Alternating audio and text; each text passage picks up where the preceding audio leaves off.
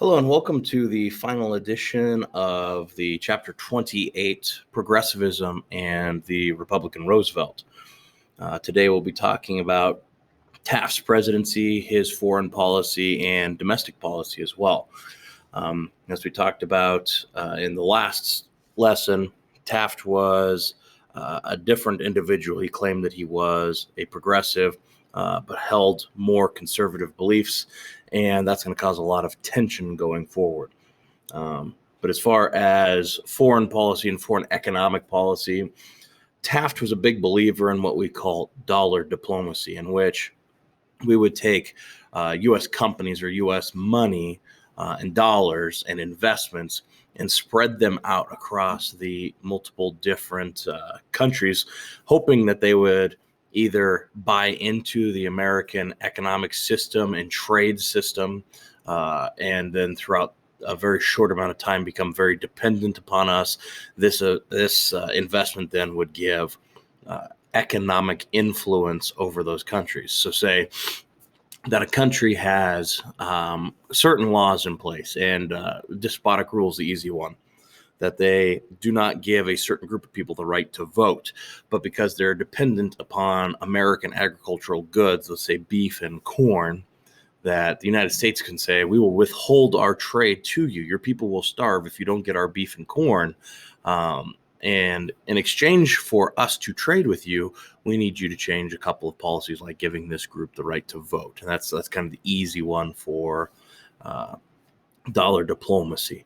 And so it's almost like extortion, dollar diplomacy, getting countries to be dependent upon the U.S. and buy into our democratic and economic philosophies.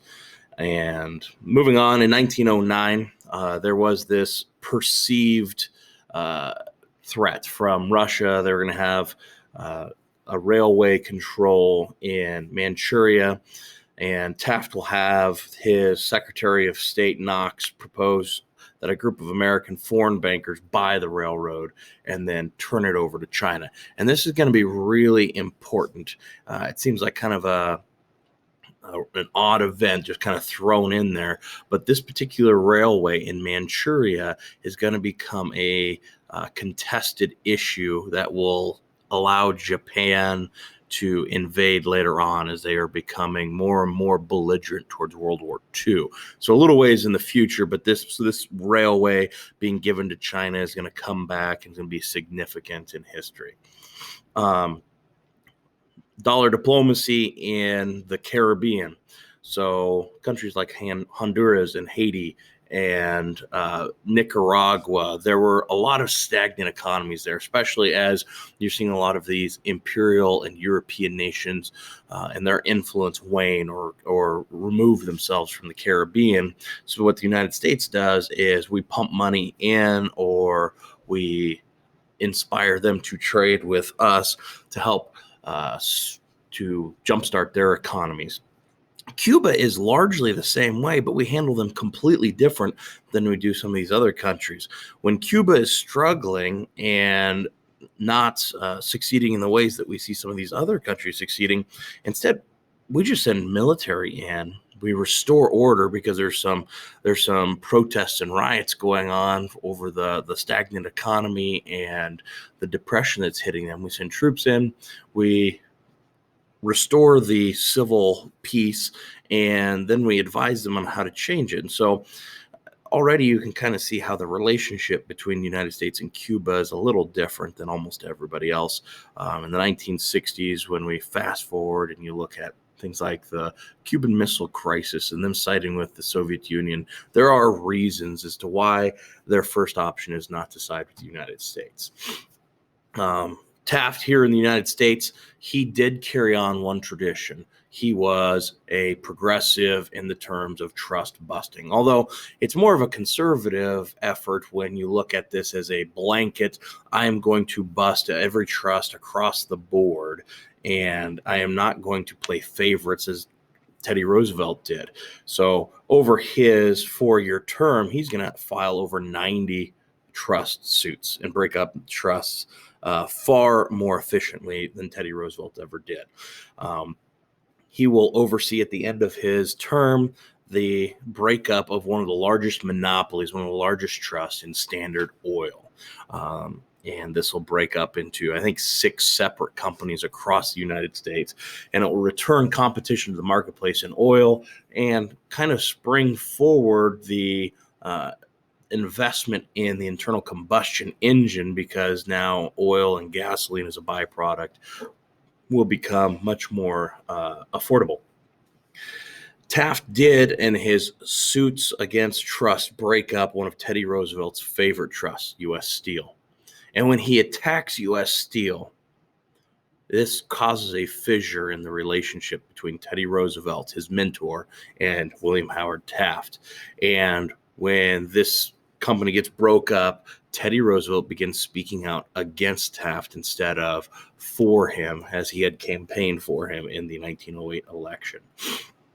And this fissure is also representative in the party itself. So you have the Republican Party, who is starting to drift with the old Republicans, the traditional conservatives that are going to side with Taft and what he's doing, more of the post-Civil War mentality. And you're going to have the progressives, the ones that side more with Roosevelt, who are going to start drifting towards the Progressive Party. Although at this particular juncture, it doesn't have a face yet, it will be Teddy Roosevelt's party. So the 2 main issues that are going to split the Republican Party are going to be tariffs and conservation. And the largest tariff, the tariff that really breaks the back of the Republican Party, is the Payne-Aldrich tariff. The bill passed. Originally, Taft had promised that it would not be a huge tariff. There wouldn't be a lot of gunk in there. It would not raise tariffs because progressives were tired of tariffs. It was stagnating the economy in their eyes, although old guard, old style Republicans were very much in favor of the tariffs. By the time it gets through the House and by the time it gets through the Senate, it had been added to and added to and added to, and it came out to be one of the largest tariffs in American history. And it betrayed his promise, which made a lot of Americans really sour to the idea of Taft as a leader. He can't follow through on his promises, although it was a legislative matter, not an executive matter. And the American people that are not in favor of tariffs are going to drift more towards that Progressive Party or just be anti-Taft in general. The second major issue was the conservation.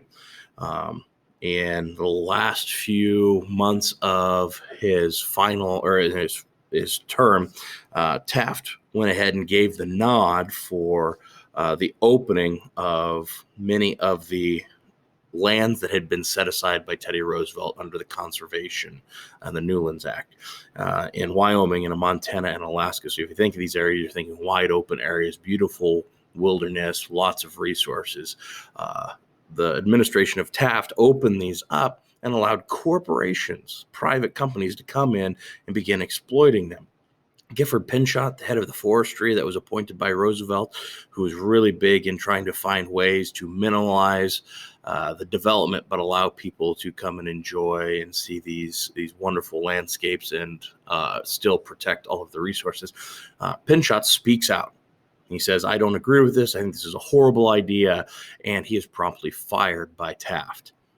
And this firing is kind of the straw that breaks the camel's back, especially between the relationship between Taft and Roosevelt.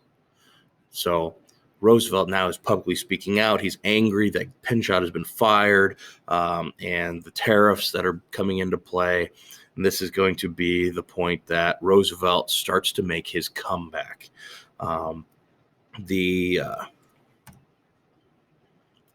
In late 1911, you have your presidential race that is heating up.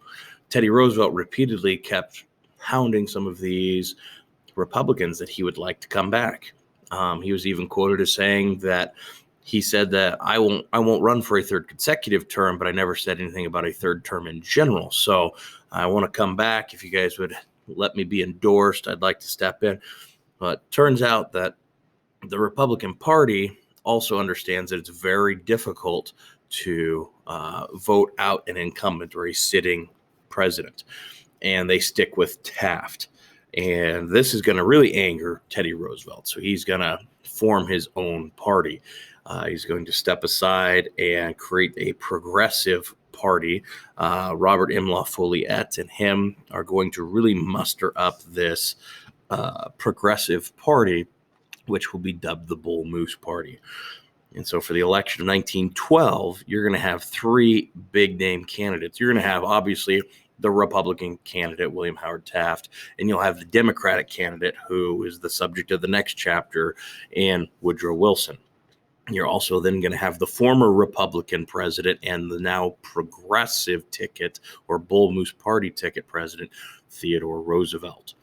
And that is pretty much where this chapter is going to leave off. Next chapter, we will talk about the victory of Woodrow Wilson, how that plays out, and kind of the leading into World War I.